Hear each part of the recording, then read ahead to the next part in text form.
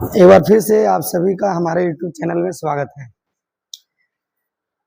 12th biology 4 lesson reproductive health का VVI objective आपको कराया जा रहा है। वीडियो के लास्ट तक बने रहे।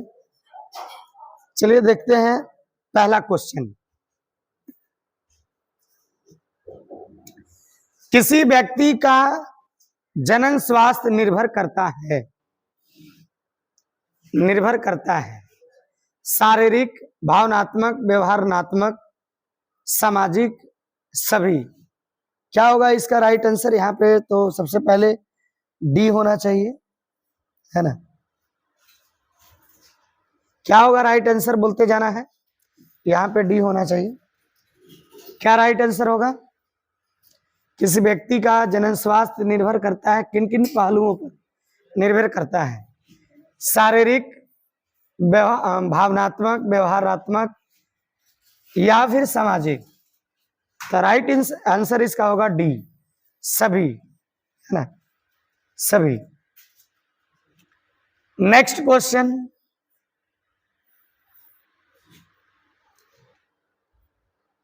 भारत का जनन स्वास्थ्य निर्भर करता है, बताइए। भारत का जो मेडिकल फैसिलिटी है, जो सरकार सेवाएं देती है, बताइए वो किस पर निर्भर कर रहा है? WHO, PHC, RCH, इनमें से कोई नहीं। क्या इसका राइट आंसर होगा? बताएंगे इसका राइट आंसर क्या होगा?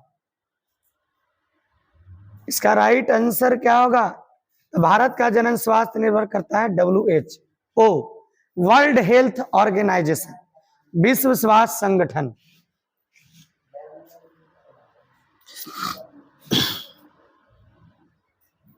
अगला, विश्व स्वास्थ्य दिवस मनाया जाता है ना, 5 जून, 16 सितंबर, 7 अप्रैल या 1 दिसंबर को। बताइए विश्व स्वास्थ्य दिवस कब मनाया जाता है? 16 सितंबर को कि 7 अप्रैल को कि 1 दिसंबर को? बताइए। प्रत्येक वर्ष विश्व स्वास्थ्य दिवस मनाया जाता है। कब मनाया जाता है? 5 जून को तो विश्व पर्यावरण दिवस मनाया जाता है, 1 दिसंबर को विश्व एड्स दिवस मनाया जाता है। अब 16 सितंबर और 7 अप्रैल बच गया। तो बताना चाहेंगे 7 अप्रैल को विश्व स्वास्थ्य दिवस के रूप में मनाया जाता है ना, विश्व स्वास्थ्य दिवस के रूप में मनाया जाता है। Next question.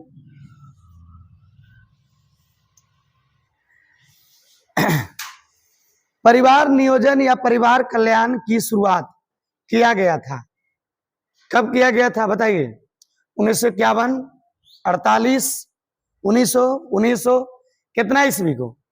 तो 1951 ईस्वी को परिवार नियोजन का शुरुआत किया गया था, है ना।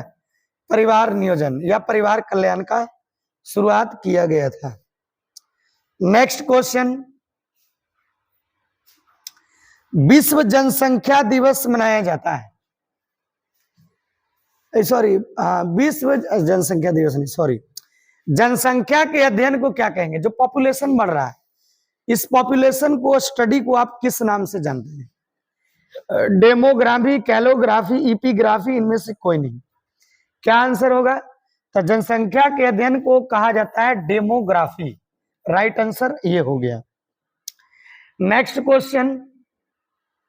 1900 ईस्वी में जनगणना के समय विश्व की जनसंख्या कितनी थी?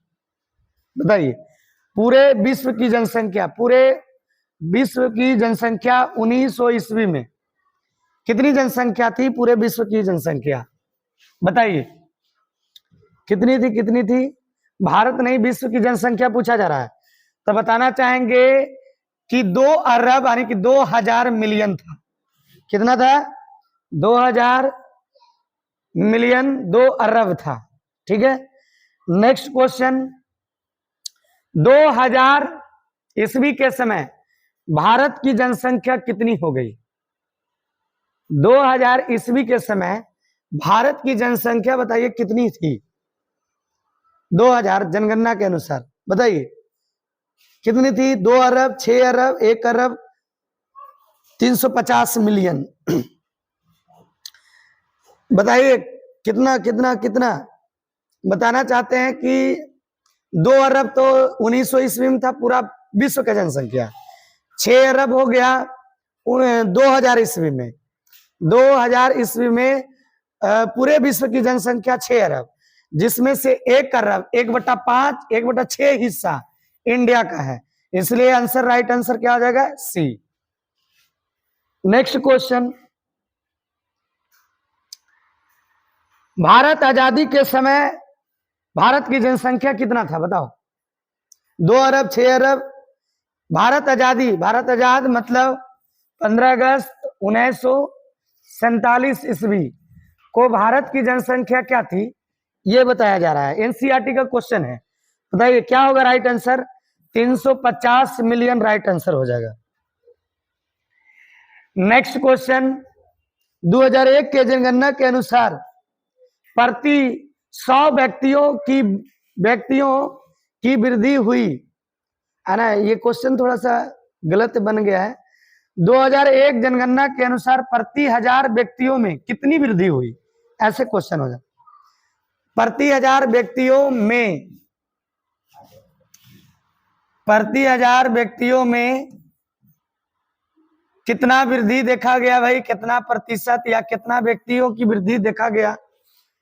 कितना व्यक्तियों में वृद्धि देखा गया? 17 व्यक्ति, 18 व्यक्ति, 16 व्यक्ति, कितना व्यक्ति? तो हम बताना चाहेंगे कि प्रति 1000 व्यक्तियों में 17 व्यक्ति बढ़ा है ना। 1000 व्यक्तियों में 17 व्यक्ति बढ़ा। अगर परसेंटेज देखा जाए तो 1.7% की वृद्धि हुई है ना। 100 में परसेंटेज निकलता है, 1.7% में वृद्धि हुआ था, यानी कि 17 व्यक्ति बढ़ा था। ठीक है। नेक्स्ट क्वेश्चन, अगला, जनसंख्या वृद्धि के परिणाम हो सकते हैं। आप ही इमेजिन कीजिए कि अगर जनसंख्या बढ़ता है, पॉपुलेशन बढ़ता है, तो किसी भी राष्ट्र, किसी भी देश में क्या परिवर्तन आएगा? क्या उसके जमीन की कमी हो जाएगी? उस देश में जमीन तो वही रहेगा, लेकिन प्रति व्यक्ति पर जमीन की कमी हो जाएगा। सही बात। खनिज की कमी, बिल्कुल खनिज की कमी होगा, आय की कमी होगा, या सभी? तो बताया जाए कि ये सभी चीजें हो सकती हैं। ठीक है, right answer D. Next question है कि निम्न में अस्थायी गर्भनिरोध की विधि, निम्न में अस्थायी गर्भनिरोध की विधि क्या है? वैसेक्टॉमी, ओविडक्टॉमी, कास्ट्रेशन, क्या होगा बताओ राइट आंसर? मतलब ऐसी विधि का प्रयोग करना है, ऐसी विधि के बारे में जानना है कि अगर एक बार प्रयोग हो जाए तब फिर कभी भी संतान पैदा ना होगा। ये चीज आपसे पूछा जा रहा है। तो बताइए, गर्भनिरोध क्या मतलब क्या होता है? बच्चे के जन्म पर रोक लगा देना गर्भनिरोध कहलाता है। तो क्या राइट आंसर होगा बताइए इसमें से? तो राइट आंसर इसका सभी हो जाएगा। वैसेक्टॉमी मतलब शुक्रवाहिनी नली को बांध दिया जाएगा। ओविडक्टॉमी मतलब अंडवाहिनी नली को बांध दिया जाएगा। और कास्ट्रेशन में वृषण को तोड़कर नष्ट कर देंगे, या वृषण को चूर के नष्ट कर देंगे, जिससे उसके अंदर शुक्राणु वगैरह बन सकता नहीं है। ठीक है, ये चीजों के बारे में हम लोग सीखना है, जानना है। नेक्स्ट क्वेश्चन, अगला, निम्न में से अस्थाई गर्भनिरोध, अस्थाई गर्भनिरोध में क्या होता है कि एक बार अगर प्रयोग होगा तब बच्चा पैदा फिर से किया जा सकता है। तो बताइए इसमें से अस्थाई गर्भनिरोध क्या है? अस्थाई में एक बार प्रयोग करने पर बच्चा पैदा फिर से हो सकता है। क्या फिजिकल कॉन्ट्रासेप्शन होगा, कॉन्डम कॉपर्टी, केमिकल कॉन्ट्रासेप्शन, माला डी सहेली, लैक्टेशन, एमिनोरिया, स्तनपान, है ना, स्तनपान, अनावर्त, क्या होगा इसमें से?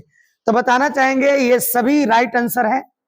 ये सभी जो है गर्भनिरोधक की अस्थायी विधि है, फिर से बच्चा पैदा होने का इसमें चांसेस है। अगला क्वेश्चन देखेंगे, यांत्रिक गर्भनिरोध की विधि है। यांत्रिक, फिजिकल, रबर का, प्लास्टिक का, ये सब का बना होना चाहिए। तो बताइए कौन कौन होगा भाई जो रबर और प्लास्टिक से बने होंगे? क्या इसमें आएगा? निरोध का मतलब कॉन्डम, डायफ्राम जो महिला कॉन्डम के नाम से, गर्भाशय टोपी, सर्वाइकल कैप, अंतः गर्भाशय युक्ति IUDS। तो बताइए राइट आंसर क्या होगा? तो इसमें बताना चाहेंगे कि डी सभी। एक बात और, डी ढेर सारा आंसर है, इसलिए ये बात नहीं डी सबका रट नहीं जाइए, ऑप्शन को याद कीजिए। जब तक ऑप्शन को याद नहीं करेंगे तब तक कोई फायदा नहीं है, ठीक है। नेक्स्ट क्वेश्चन, कॉन्डम बना होता है रबर का, प्लास्टिक का, कॉपर का, इनमें से किसी का नहीं। बताइए कॉन्डम किस पदार्थ का, किस चीजों का बना होता है? तो कॉन्डम रबर या लेटेक्स का बना होता है। रबर का कह सकते हैं या किसका कह सकते हैं? लेटेक्स का कह सकते हैं, क्योंकि इसका रहना फ्लेक्सिबल जरूरी है ना, इसलिए राइट आंसर क्या हो जाएगा? ए हो जाएगा। नेक्स्ट है क्वेश्चन, समझिए कि कॉन्डम का कार्य क्या है। जैसे मान लिया जाए जो कॉन्डम है, ये कॉन्डम आखिर जो काम करेगा, क्या काम करेगा ये कॉन्डम? बताइए क्या काम करेगा? तो कॉन्डम का क्या काम है बताइए? तो कॉन्डम का काम है निषेचन को रोकना। हाँ बिल्कुल, क्योंकि स्पर्म वगैरह, शुक्राणु वगैरह जो है इसी में स्टोरेज हो जाएगा, तो ये काम है होगा।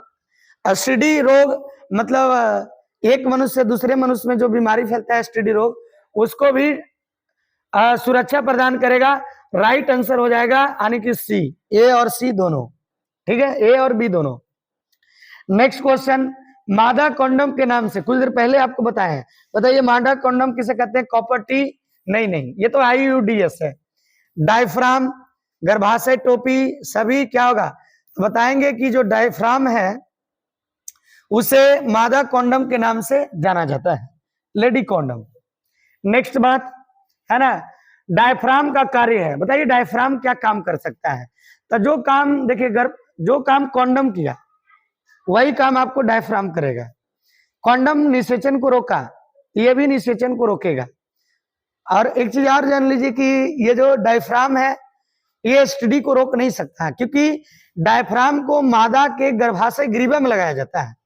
जैसे मान लिया जाए कि ये गर्भाशय है, ठीक है, और ये फैलोपियन ट्यूब्यूल है, इस तरह से ये दोनों साइड से ये फैलोपियन ट्यूब्यूल है और ये गर्भाशय की ग्रीवा है, ठीक है, ये गर्भाशय की ग्रीवा हो गया और इसी के ऊपर ही गर्भाशय ग्रीवा के ऊपर लगाया जाता है ना, ये आपको डायफ्राम। इसलिए डायफ्राम का दो काम है ना, निषेचन को तो रोकना है, काम है ये डायफ्राम का, दो काम नहीं, सिर्फ ये निषेचन को रोकेगा, है ना, क्योंकि ये शुक्राणुओं को अंडवाहिनी नली तक पहुंचने देगा नहीं भाई, ठीक है। तो राइट आंसर क्या हो जाएगा? ए, निषेचन को रोकने का काम करता है, ठीक है। नेक्स्ट बात है, ध्यान से सुनिए, जन्म नियंत्रण की एक विधि है, यानी कि जन्म पर बैन लगा सकते हैं, जन्म पर रोक लगा सकते हैं GIFT के द्वारा। ये तो भाई आपको बताना चाहेंगे, GIFT गैमिट इंट्राफैलोपियन ट्रांसफर, जिन बच्चे को बच्चा पैदा नहीं होता है उसमें ऐसा प्रयोग करेंगे, है ना। IUDS जन्म नियंत्रण का विधि है, IVF IGF क्या होगा राइट आंसर?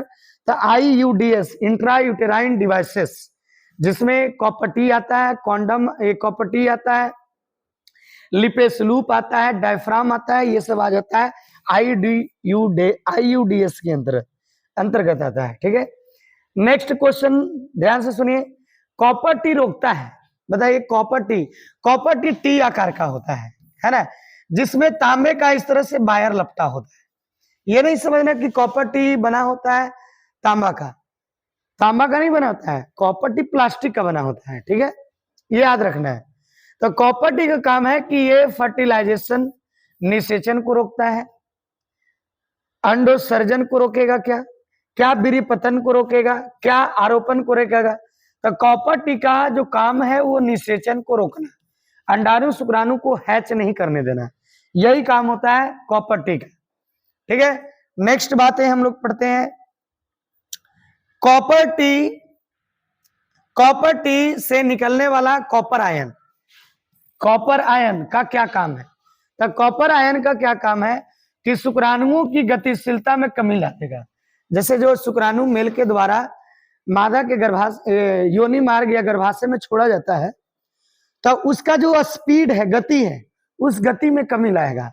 दूसरा काम, एक शुक्राणु दूसरे शुक्राणु को भक्षण करने लगते हैं, खाने लगते हैं। तीसरा काम निषेचन को रोकता है, इसलिए राइट आंसर क्या हो जाएगा, डी सभी। नेक्स्ट आंसर सुनिए, निम्न में से कौन सा गर्भ निरोधक रबर का बना होता है? बताइए कौन सा गर्भ निरोधक रबर का बना होता है?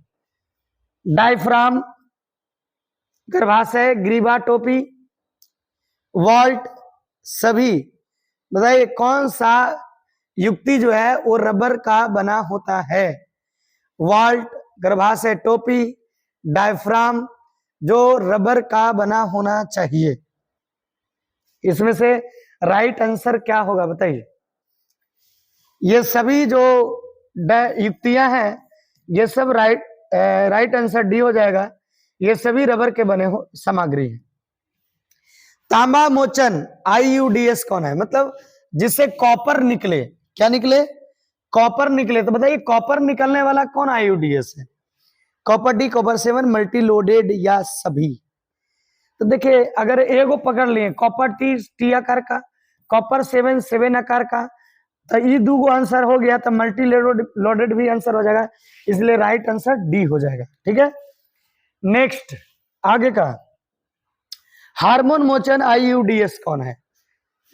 प्रोजेस्टेटाटर भाई, LNG20, एबी दोनों। तो हमारे अनुसार राइट आंसर सी सभी हो जाएगा। नेक्स्ट, अंतःगर्भाशयी युक्तियां बनी होती है। बताइए अंतःगर्भाशयी युक्तियां बनी होती है। तो भाई अंतःगर्भाशयी युक्तियां जो बनी होती है जिसका नाम IUDS है, वो प्लास्टिक का बना होता है। किसका बना होता है? प्लास्टिक का। IUDS किसका बना होता है? प्लास्टिक का बना होता है। ठीक है, नेक्स्ट क्वेश्चन समझिए। अगला, निम्न में से गर्भ निरोधक गोलियां हैं। मतलब वैसी गोली का नाम बताना जानना है जो गर्भ निरोधक का काम करे, बच्चे को पैदा नहीं होने देना है उसका काम। बताइए कि कौन IUDS है भाई? गर्भ निरोधक कौन सी ऐसी पद्धति है? IUDS नहीं, गर्भ निरोधक गोली के बारे में, टैबलेट के बारे में पूछा गया। तो बताइए इसमें क्या आंसर राइट आंसर होगा? मालाडी। आपको मालाडी के बारे में जानकारी होगा कि सप्ताह के प्रत्येक दिन गोली खाया जाता है। जिस दिन मादा का पीरियड साइकिल स्टार्ट होता है उसी दिन से एक गोली को खाया जाता है ना। ओवरऑल ये भी प्रत्येक दिन वाला। सहेली ये सप्ताह में एक दिन खाई जाने वाली गर्भ निरोधक गोली है, इसलिए इसका राइट आंसर सब जो है गर्भ निरोधक गोली है, इसलिए राइट आंसर डी हो जाएगा। नेक्स्ट क्वेश्चन, बढ़िया क्वेश्चन है, सब NCERT पे आधारित है। केंद्रीय औषध, ये वाला सा होना चाहिए, औषध अनुसंधान संस्थान, central drug research institute CDRI, निम्न में से CDRI में कौन सा गर्भ निरोधक गोली बनता है? जो गर्भ निरोधक गोली है वो बताइए कि इनमें से कौन सा गर्भ निरोधक गोली है जो केंद्रीय औषध अनुसंधान संस्थान, जो कि भारत के लखनऊ में है। कहाँ है भाई? भारत के लखनऊ में है। भारत के लखनऊ में है, वहां एक गर्भ निरोधक गोली बनता है। तो ये 4 में ऑप्शन में से बताइए कौन सा गर्भ निरोधक गोली है जो बनता है इंडिया के लखनऊ शहर में बनता है? मालाडी, ओबेरॉल, सहेली। राइट आंसर सी हो जाएगा। नेक्स्ट क्वेश्चन कहता है वो कौन सा हार्मोनल गोली है जो सप्ताह में एक ही बार यूज किया जाएगा? बताइए कौन सा इसका राइट आंसर हो जाएगा? मालाडी, सहेली, ओवरऑल, सहेली। क्या होगा राइट आंसर? सहेली। इसके पहले बताएं कि सहेली सप्ताह में एक दिन खाई जाने वाली गर्भ निरोधक गोली है। निम्न में से कौन सा गर्भ निरोधक गोली का दुष्प्रभाव कम होता है ना? साइड इफेक्ट, जैसे कि गर्भ निरोधक गोलियों का प्रयोग करते हैं तो जैसे आपको मानसिक तनाव उत्पन्न होगा, सर दर्द समस्या होगा, अधिक ब्लीडिंग होगा, है ना, और इरेगुलर पीरियड साइकिल हो जाएगा। ये सब समस्याएं पैदा होती गर्भ निरोधक गोली से। तो ये सब समस्याएं जो है कम होता है वो कौन सी गोली का प्रयोग करने से? बताइए। तो ये राइट आंसर हो जाएगा सहेली। ठीक है, नेक्स्ट आंसर, नेक्स्ट क्वेश्चन है, निम्न में से कौन सा गैर एस्टेरॉइड गोली है? एस्टेरॉइड गोली नहीं, गैर एस्टेरॉइड गोली कौन सा है? तो इसका राइट आंसर हो जाएगा सहेली, ये गैर एस्टेरॉइड गोली है, नन, है ना, नन एस्टेरॉइड गोली है, इसलिए इसका प्रभाव कम पड़ता है। ठीक है, अगला नेक्स्ट क्वेश्चन, नेक्स्ट क्वेश्चन कहता है कि गर्भनिरोधक गोलियों का क्या काम है? अगर कोई महिला गर्भनिरोधक गोली खा रही है तो आखिर उस गोली का शरीर में क्या काम है, क्या वर्क है? तो बताइए क्या वर्क होगा? क्या वो अंडोत्सर्जन का संदमन करती है, मतलब जो अंडा बन चुका है अंडाशय के अंदर, ये जो अंडाशय है इसके अंदर जो अंडाणु बन गया है, क्या इसके ऊपर शोषण करता है? क्या रोपण, जो गर्भाशय के अंदर जो बच्चा पले बढ़ेगा, जो बच्चा पले बढ़ेगा, क्या इसका संदमन करती है? क्या निषेचन को रोकता है? क्या होगा इसका राइट आंसर गर्भ निरोधक गोली का? तो राइट आंसर इसका होगा कि अंडे के अंडाशय में अंडा बन जाता है, लेकिन उसको दमन करता है, उसका शोषण करता है, उसको बाहर निकलने नहीं देता है। ठीक है, नेक्स्ट क्वेश्चन, शल्य चिकित्सा, शल्य चिकित्सा को आप सर्जरी कहिए, ऑपरेशन कहिए, तो बताइए कि ऑपरेशन में नर बंध्याकरण के दौरान, माने नर का ऑपरेशन होगा, और भी किसके लिए भाई? बंध्याकरण कर रहे हैं, नसबंदी कर रहे हैं, नर का नसबंदी कर रहे हैं, तो कौन से नली को काट के अलग अलग बांध देंगे? बताइए। शुक्रवाहिनी नली ये मेल में होता है, अंडवाहिनी नली फीमेल में होता है, शुक्रजनक नलिका ये मेल में होता है, शुक्रजनक नलिका ये भी मेल में होता है। राइट आंसर क्या हो जाएगा? तो शुक्रवाहिनी नली को काट कर अलग अलग बांध दिया जाता है। इसी क्रिया को वैसेक्टॉमी के नाम से जानते हैं। कौन टॉमी के नाम से? वैसेक्टॉमी के नाम से जाना जाता है। नेक्स्ट क्वेश्चन देखते हैं बारी बारी से, मजा आ रहा होगा भाई, ये सब क्वेश्चन सारे बोर्ड में पूछने वाले क्वेश्चन है। शल्य चिकित्सा सर्जरी के द्वारा अगर नर के शुक्रवाहिनी नली को काट देंगे तो उस क्रिया को क्या कहेंगे? बताइए क्या कहेंगे? वो क्या कहेंगे, क्या कहेंगे, क्या कहेंगे? अभी बताएं कुछ देर पहले, वैसेक्टॉमी कहेंगे। क्या बोलेंगे? वैसेक्टॉमी के नाम से जाना जाता है। किस टॉमी के नाम से? वैसेक्टॉमी के नाम से। शल्य चिकित्सा के द्वारा मादा के अंडवाहिनी नली को काटने की क्रिया को क्या कहेंगे? अब देखिए क्वेश्चन आ गया कि अगर मादा के अंडवाहिनी नली, ये जो मादा है, इस मादा का जो ये फैलोपियन नली है, इस फैलोपियन नली को अगर काट दिया जाए तो इस क्रिया को आप क्या कहेंगे? बताइए क्या कहेंगे, क्या कहेंगे? ओविडक्टॉमी मतलब अंडवाहिनी नली, इसका भी होता है। ट्यूबेक्टॉमी ये भी अंडवाहिनी नली का नाम है। वैसेक्टॉमी शुक्रवाहिनी नली का नाम है। ये भी दोनों हो जाएगा राइट आंसर, ये भी है, ये भी है। तो राइट आंसर क्या आ जाएगा? डी, है ना, ये भी दोनों। यानी कि मादा के अंडवाहिनी नली को काटना ओविडक्टॉमी और ट्यूबेक्टॉमी दोनों कहा जाता है। ठीक है, ऐसे ही बने रहेंगे और बहुत सारे सवाल को हल करते चलेंगे। अब फिर कहता है शल्य चिकित्सा के द्वारा मादा के अंडवाहिनी नली और गर्भाशय को काटकर, अब की कह रहा है कि मादा के अंडवाहिनी नली ही नहीं, उसके गर्भाशय, क्या क्या उसके हटा देने की बात किया जा रहा है, तो उसको गर्भाशय, मादा के गर्भाशय को भी हटा दिया जाए। और किसको हटा देंगे? अंडाशय को भी हटा देंगे। और किसको हटा देंगे? अंडवाहिनी नली को हटा देंगे। इस सब को हटा देंगे काटकर, सर्जरी कर करके। तो बताइए इस पद्धति को आप क्या कहेंगे? ओविडक्टॉमी तो हो गया भाई, केवल अंडवाहिनी नली को काटेंगे तब। हिस्टेरेक्टॉमी, ये सभी को हटा देंगे तो उस क्रिया को कहा जाता है हिस्टेरेक्टॉमी। तो राइट आंसर क्या हो जाएगा? बी, है ना। वैसेक्टॉमी तो भाई शुक्रवाहिनी नली को काटेंगे तब, है ना। कास्ट्रेशन जो कहा जाता है वो मेल के जो वृषण है उसको चूर कर नष्ट कर दिया जाता है। ठीक है, नेक्स्ट क्वेश्चन, प्राकृतिक गर्भ निरोध की विधि है, मतलब न तो कॉन्डम, न तो कॉपर्टी, न तो आईयूडीएस, कुछ का प्रयोग नहीं किया और आपके अंदर गर्भ निरोध हो गया। तो बताइए गर्भ निरोध कैसे, वो कौन सा गर्भ निरोध है जो नेचुरल है, प्राकृतिक है? क्यूट मेटिंग, सेफ पीरियड मीटिंग, लैक्टेशन एमेनोरिया, इस सब के बारे में थोड़ा थोड़ा बात हम बताते हैं, ध्यान से सुनिए। क्यूट मेटिंग का मतलब होता है जो नीतीश कुमार जी बताए थे, है ना। क्यूट मेटिंग का मतलब होता है कि जो स्पर्म होते हैं, शुक्राणु जो होते हैं, उन शुक्राणुओं को यानी बीरी को, जो बीरी होते हैं बीरी, और इसी बीरी में है स्पर्म शुक्राणु, इस स्पर्म को मादा के योनि मार्ग में ना छोड़कर उसको बाहर छोड़ा जाए, तब उसे कहा जाता है कौन मेटिंग, क्यूट मेटिंग। और सेफ पीरियड मीटिंग कहा जाता है कि मादा के मासिक चक्र के एमसी के 14वें से 21वें दिन छोड़कर अगर मीटिंग किया जाए तो गर्भ धारण की कोई संभावना नहीं हो सकती है। लैक्टेशन एमिनोरिया क्या है? अगर कोई महिला अपने बच्चे को लगातार 1.5 साल 2 साल तक दूध पिला रही, तो उसमें प्राकृतिक रूप से मासिक चक्र की क्रिया लेट से होगा, इसी को कहा जाता है लैक्टेशन एमिनोरिया। बताइए, कोई भी इसमें दवा का प्रयोग किया गया, किसी प्रकार का आईयूडीएस का प्रयोग किया गया, कॉन्डम कॉपर्टी का प्रयोग किया गया, किसी तरह का प्रयोग नहीं किया गया, इसलिए यहाँ पे राइट आंसर क्या हो जाएगा, डी सभी।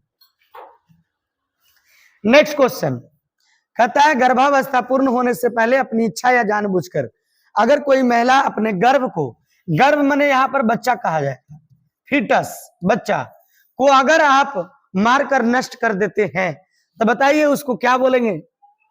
गर्भपात बोलेंगे, बिल्कुल बोल सकते हैं। प्रेरित गर्भपात बोलेंगे, बिल्कुल बोल सकते हैं।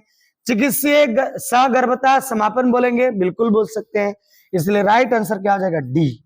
ठीक है, अगला question, MTP, MTP medical termination of pregnancy, medical termination of pregnancy.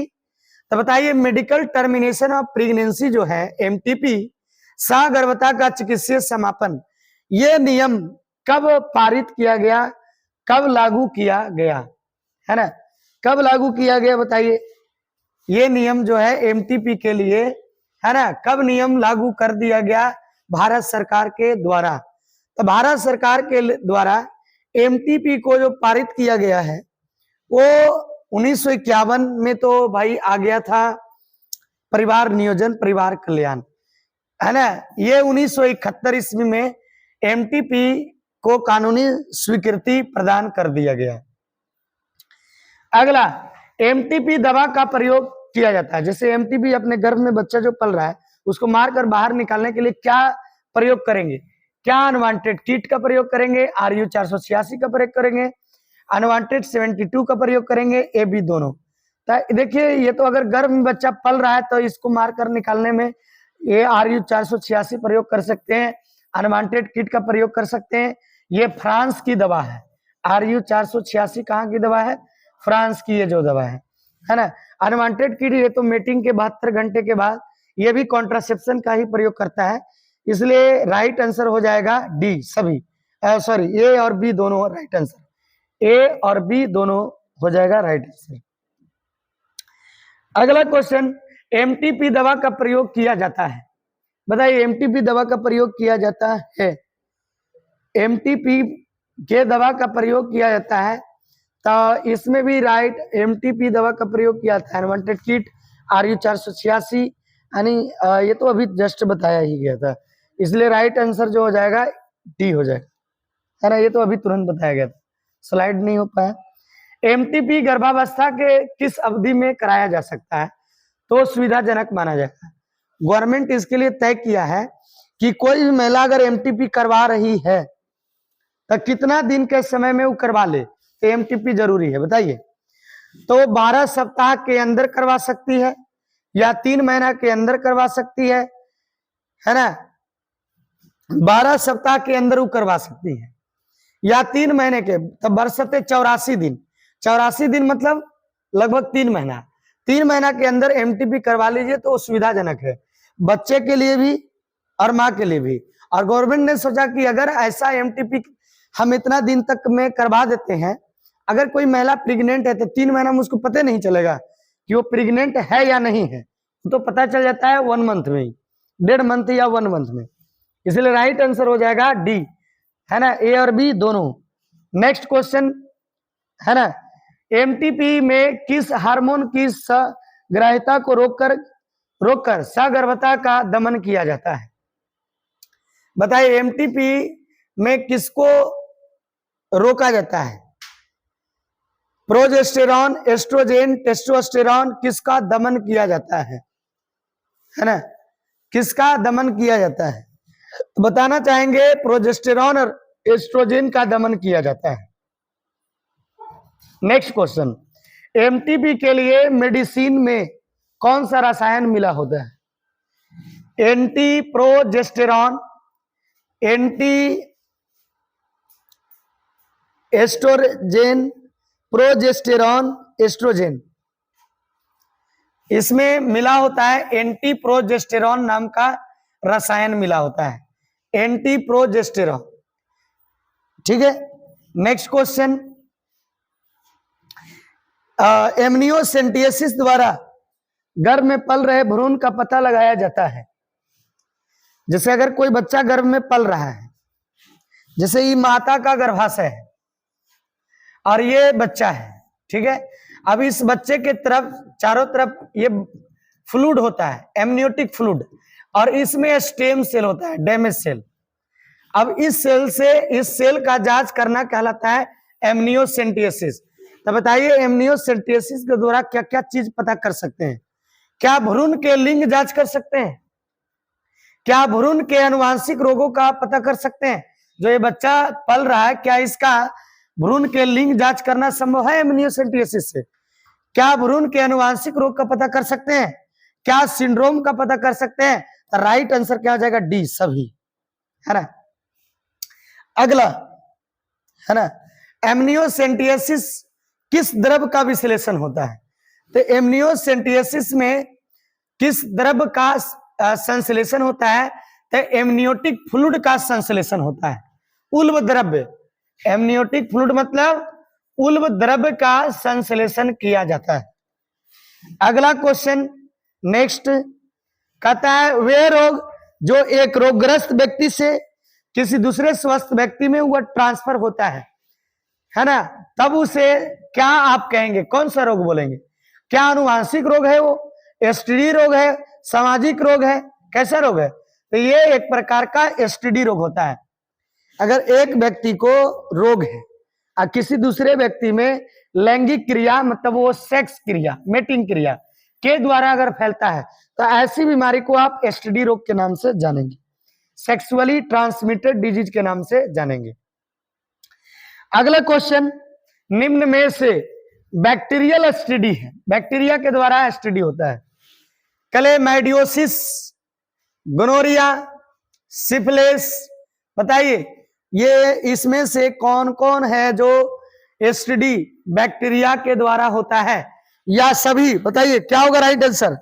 D, सभी, सभी राइट आंसर होगा। नेक्स्ट, हेपेटाइटिस की जो बीमारी है, हेपेटाइटिस किस वायरस से होता है? तो हेपेटाइटिस के वायरस को आप हेपेटाइटिस वायरस कहिए, है ना। हेपेटाइटिस वायरस, हेपेटाइटिस रोग जो होता है, जो लिवर से रिलेटेड बीमारी है हेपेटाइटिस, और यह एक प्रकार का एसटीडी रोग है, और यह बीमारी एसटीडी रोग होता है और हेपेटाइटिस वायरस के द्वारा होता है। Right answer A.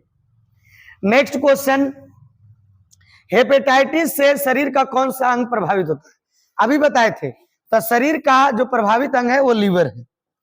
Next question है कि जेनाइटल हर्पिस किस वायरस के द्वारा होने वाला एसटीडी रोग है?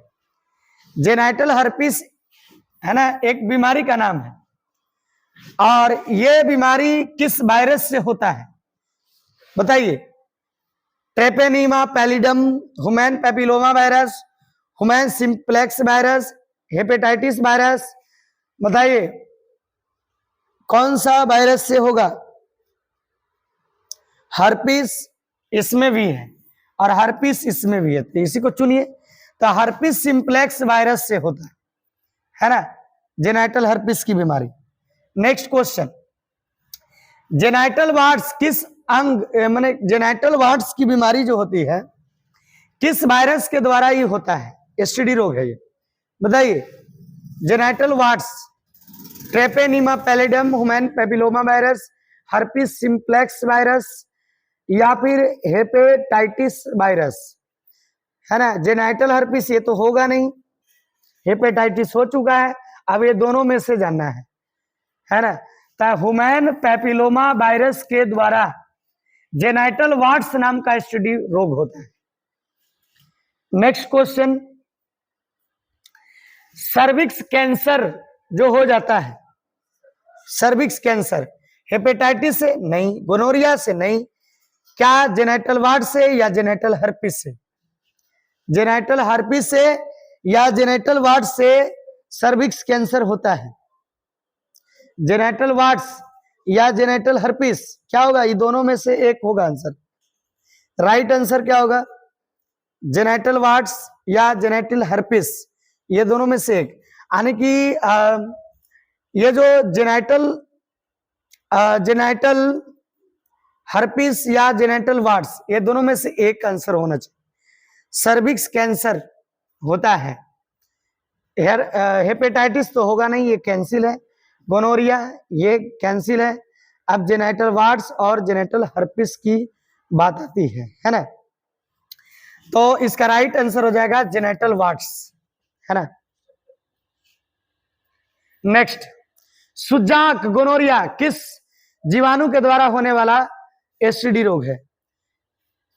गोनोरिया पकड़ लीजिए, देखिए Neisseria gonorrhoea, right answer.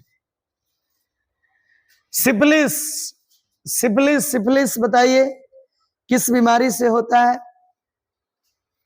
Herpes simplex virus, herpes, human papilloma virus, treponema pallidum, right answer C हो जाएगा, है ना।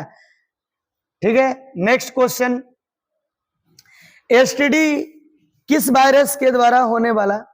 एसटीडी किस वायरस के द्वारा होने वाला? मैंने पूछ रहा है कि भाई AIDS, ओ सॉरी एड्स लिखा, AIDS, एड्स वायरस, एड्स की जो बीमारी है किस वायरस से होता है? तो बताइए, ये तो आसान है, ह्यूमन, है ना। HIV वायरस, HIV का पूरा नाम आपको बताया गया होगा क्लास में, ह्यूमन इम्यूनो डेफिशिएंसी वायरस। ठीक है, नेक्स्ट क्वेश्चन फटाफट, HIV होता है कैसा वायरस होता है? रेट्रो वायरस होता है। HIV कैसा वायरस? Retro virus. बताइए, HIV वायरस से शरीर की कौन सी कोशिका नष्ट हो जाती है? क्या T सेल्स नष्ट हो जाएगा, B सेल्स? तो बताना चाहेंगे कि दोनों सेल नष्ट हो जाता है, T सेल्स और B सेल्स दोनों। HIV वायरस किस कोशिका को नष्ट कर देता है? देखिए, T4 सेल्स भी आंसर होगा और T लिम्फोसाइट भी, B लिम्फोसाइट भी। लेकिन यहाँ पर ज्यादा वैल्यूबल के बारे में अगर पूछा जाए तो वैल्यूबल जो आंसर आएगा वो T4 लिम्फोसाइट होगा। आंसर T4 भी होगा, T लिम्फोसाइट भी होगा, B लिम्फोसाइट भी होगा, लेकिन अगर ये नहीं रहता तो ये दोनों आंसर हो जाता है। Next question, T lymphocyte, B lymphocyte कहाँ बनता है? तो लिम्फोसाइट जो है WBC का हिस्सा है। तो आप अगर WBC के बारे में जानते हैं, व्हाइट ब्लड सेल के बारे में जानते हैं, तो बताइए कि व्हाइट ब्लड सेल कहाँ बनता है? थाइमस ग्लैंड में, अस्थिमज्जा में, प्लीहा में, कहाँ बनता है? तो अस्थिमज्जा में। ठीक है, राइट आंसर क्या हो जाएगा? अस्थिमज्जा। एड्स का जांच किया जाता है, बताइए जी, एड्स का जांच सबसे फेमस जांच क्या है? अलीसा जांच। लेकिन अगर A और B दोनों रहता तो राइट आंसर A, B दोनों भी हो जाएगा। ठीक है, अलीसा टेस्ट के द्वारा रोगी के बारे में पता लगाया जाता है कि एड्स से कितना दिन से ही ग्रसित है, ग्रसित है या नहीं, अलीसा के द्वारा पता लगेगा। और PCR के द्वारा पता चलेगा कि यह कितना दिन से ग्रसित है। ठीक है, चलिए नेक्स्ट बात, विश्व एड्स दिवस मनाया जाता है 1 दिसंबर को, है ना, याद रखना। नेक्स्ट क्वेश्चन, 2 वर्ष तक मुक्त या असुरक्षित सहवास मैथुन करने के बावजूद अगर संतान पैदा नहीं हो पाता है तो वैसे कपल्स को, वैसे मैंने कह रहा है कि एक मेल और फीमेल पेरेंट का जोड़ा है, कपल्स का जोड़ा है, और वो कह रहा है कि 2 साल तक मुक्त या असुरक्षित यौन संबंध से दूर है, असुरक्षित सहवास करते हुए मैंने कॉन्डम प्रॉपर्टी का बिना प्रयोग करते हुए 2 साल से मीटिंग कर रहा है, फिर भी संतान पैदा नहीं हो रहा है, तो इसको क्या बोलेंगे, है ना, इसको क्या बोलेंगे बताइए। तो इसको बोला जाता है वंध्यता। क्या बोलेंगे इसको? वंध्यता के नाम से जाना जाता है। किस नाम से जानेंगे? वंध्यता के नाम से जाना जाता है ना। नेक्स्ट, सहायक जनन प्रौद्योगिकियां ART, एडेड रिप्रोडक्टिव टेक्निक, बताइए ये क्या है भाई? तो ये क्या है बताइए? वंध्यता है या वंध्याकरण का है या गर्भ निरोध का है या किसका है बताइए? इसमें से ये किसका भाई है? सहायक जनन प्रौद्योगिकियां ART, एडेड रिप्रोडक्टिव टेक्निक, किस में प्रयोग करेंगे? वंध्याकरण में, गर्भ निरोध में, तो इनफर्टिलिटी में प्रयोग किया जाता है। ठीक है। नेक्स्ट, निम्न में से ART जनन सहायक प्रौद्योगिकियां किसमें प्रयोग शामिल होगा? क्या टेस्ट ट्यूब बेबी में ART प्रयोग होगा, GIFT में होगा, ICSI में होगा, AI में, सभी में? तो यहाँ राइट आंसर डी हो जाएगा, सभी। ठीक है। नेक्स्ट क्वेश्चन, कि जब निषेचन शरीर के बाहर करवाएंगे तब उसे क्या करेंगे? IVF कहा जाता है। शरीर के बाहर होगा तो जीवे निषेचन, शरीर के बाहर होगा तो सॉरी शरीर के बाहर निषेचन होगा तो उसे कहेंगे पात्रे निषेचन। ये भी IVF है, IVF है ना, और ये भी IVF है, दोनों IVF है। ये IVF ये है इन विट्रो फर्टिलाइजेशन और एक हो गया इन विवो फर्टिलाइजेशन। तो शरीर के बाहर है तो पात्रे निषेचन और शरीर के अंदर है तो जीवे निषेचन। तो राइट आंसर क्या होगा? बाहर निषेचन, तो पात्रे निषेचन राइट आंसर बी हो जाएगा। अगला क्वेश्चन, पत्नी या दाता स्त्री के अंडाणु और पति या दाता पुरुष के शुक्राणु को पात्र में निषेचन कराने के बाद बने जायगोट को मादा के गर्भाशय में स्थानांतरण कर संतान उत्पन्न किया जाता है, तब उसे आप क्या कहेंगे? है ना, ये क्वेश्चन को समझिए। कोई लेडीज है पत्नी, कोई लेडीज यानी पत्नी या दाता स्त्री के अंडाणु है, अंडाणु, और कह रहा है पति का शुक्राणु या दाता पुरुष का शुक्राणु, है ना, को एक पात्र में मतलब IVF करवाएं, निषेचन करवा दिए। निषेचन के बाद जो जायगोट बना है उस जायगोट को मादा के गर्भाशय में स्थानांतरण करवा देना है। डायरेक्टली कहां? गर्भाशय में ट्रांसफर करवाएंगे, तो उस प्रोसेस को आप क्या कहेंगे? टेस्ट ट्यूब बेबी कहेंगे। क्या बोलेंगे उसे? टेस्ट ट्यूब बेबी के नाम से जाना जाता है। फिर कहता है अगर IVF करवाएं और वो 8 सेल बन गया, 8 कोशिका बना लिया जायगोट, और फिर वो भ्रूण बना रहा है भाई, अब उसको मादा के अंडवाहिनी नली में ट्रांसफर कर देंगे, तो उस मादा के अंडवाहिनी नली में ट्रांसफर करेंगे तो उस क्रिया को क्या कहेंगे बताइए?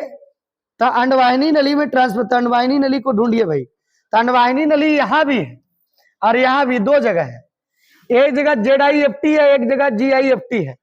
तो राइट आंसर कौन सा होगा?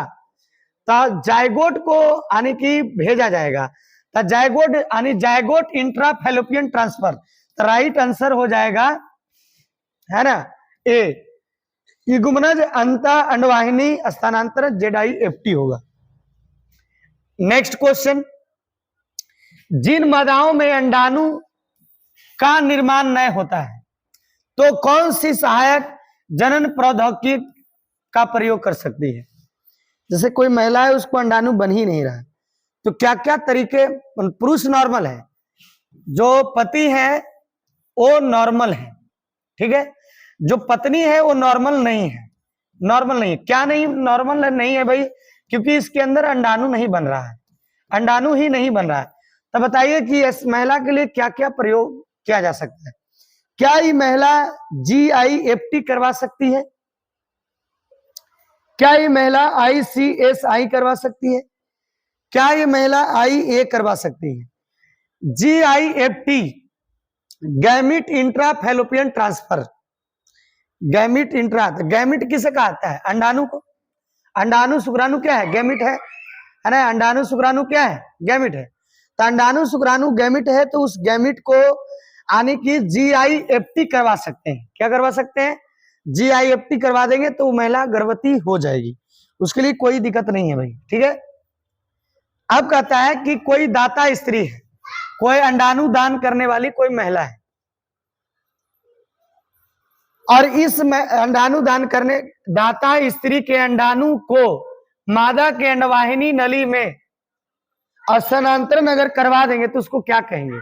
क्या टेस्ट ट्यूब बेबी कहेंगे, युग्मनज अंडवाहिनी स्थानांतरण ZIFT कहेंगे, या फिर GIFT कहेंगे? तो क्या कहेंगे? राइट आंसर क्या होगा? तो इस क्रिया को कहेंगे GIFT। क्या बोलेंगे इसे? GIFT के नाम से जाना जाता है ना। GIFT के नाम से जाना जाता है। नेक्स्ट क्वेश्चन, विश्व की प्रथम प्रखनली शिशु, पूरी दुनिया में जो प्रखनली शिशु बनाई गई थी, कनुप्रिया अग्रवाल तो इंडिया की थी, कुमहर्षा इंडिया की थी, लुइस जोय ब्राउन ये थी इंग्लैंड की, है ना, है ना। लुइस जोय ब्राउन ये इंग्लैंड की टेस्ट ट्यूब बेबी पहली एक लड़की थी। लुइस जोय ब्राउन जो है एक लड़की का नाम है, जो पहली बार टेस्ट ट्यूब बेबी बनी थी, है ना, इंग्लैंड में। जिसको बनाने का काम किया था एक डॉक्टर था जिसका नाम था गिलबर्ट, है ना। आगे की बात समझते हैं।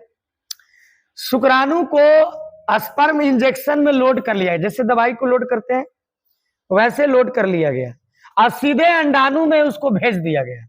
जैसे ही है अंडाणु, इसमें डायरेक्ट शुक्राणु को भेज दिया जा रहा है, तो भेजा जा रहा है, तो इस पद्धति को आप क्या कहेंगे, है ना। करवाने की क्रिया, क्रिया यहाँ पर गलती है, कोई बात नहीं। तो बताइए कि डायरेक्ट उसको भेजेंगे, क्या AI कहेंगे? नहीं नहीं, AI तो गलत हो जाएगा। ICSI अंता जीव द्रव्ययी, जीव द्रव्ययी शुक्राणु वेधन, शुक्राणु वेधन। तो राइट आंसर ICSI हो जाएगा। नेक्स्ट चलिए समझते हैं, मादा के गर्भाशय में अंडाणुओं को स्थानांतरण को क्या कहते हैं? मादा के गर्भाशय में मादा के गर्भाशय में शुक्राणुओं को डायरेक्ट स्थानांतरित कर देंगे, क्या कहलाएगा बताइए?